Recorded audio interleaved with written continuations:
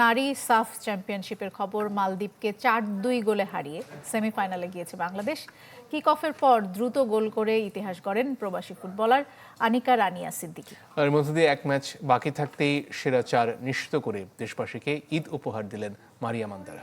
Colour expert dark স্যাপ এবং mild on hands technology সমৃদ্ধ অরিক্স অ্যাডভান্স ডিটারজেন্ট পাউডার আপনার লন্ড্রি এক্সপার্ট। লেফট ফ্ল্যাঙ্কে ঋতুপর্ণা, ও মাই গড। ম্যাচের বয়স তখন মাত্র 11 সেকেন্ড।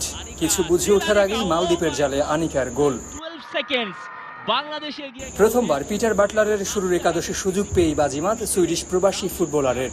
সাফে তো বটেই, বাংলাদেশ জাতীয় দলের ইতিহাসে গড়েন সবচেয়ে দ্রুত গোলের কীর্তি। তবে আক্ষেপ বাড়িয়েছে ঋতুপর্ণার অলিম্পিক গোল মিস। 3 মিনিটে তারকা মিডফিল্ডারের কর্নার থেকে নেওয়া শটে বাধা হয়ে দাঁড়ায় গোলপোস্ট।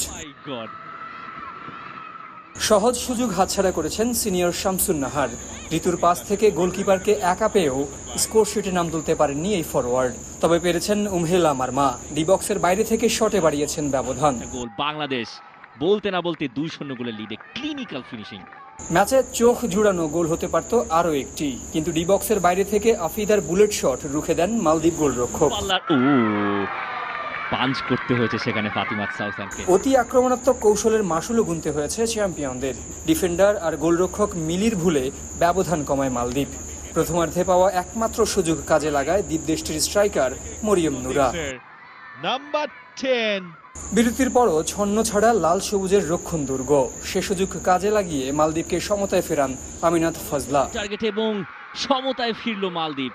ফের ম্যাচের লাগাম নিজেদের নিয়ন্ত্রণে নিতে 2 পরিবর্তন আনেন হেড কোচ পিটার বাটলার। তা কাজেও লাগে। স্বস্তির লিড এনে দেন বদলি সুরভি আকন্দ প্রীতি। বাংলাদেশ এগিয়ে গেল 3-2 ব্যবধানে।